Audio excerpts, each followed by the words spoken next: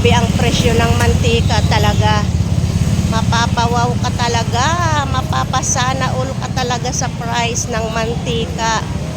Tingnan nyo yung mantika ko. Dapat isang container na mga puno yan, pero anong nangyari? Kalahati na lang at wala sa budget. Grabe. Ang tindi talaga ng price. Sobrang mahal ng mga bilihin ngayon. Bumili ako ng siling labuyo, 700 ang kilo. Sa wholesale pa lang yon.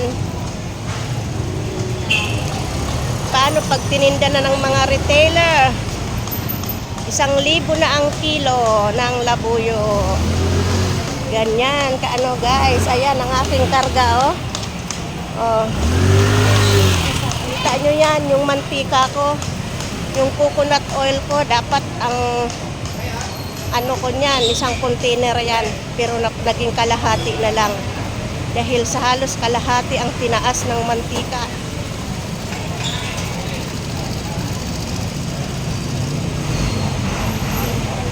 $120 na ang kilo ng coconut oil. Samantalang kailan lang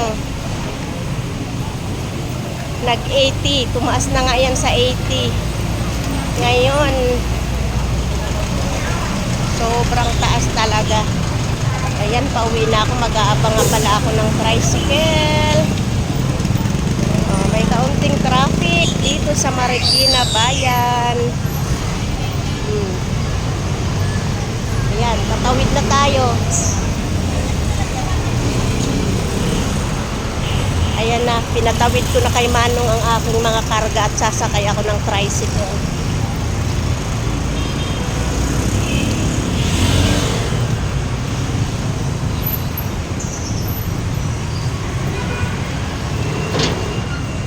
Ayun.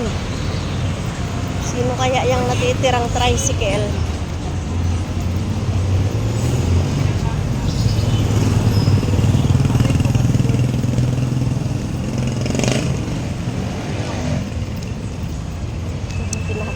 Sa kariton, ayun na si Manong, oh. Ayun yung kariton ko, oh. Nakakot niya.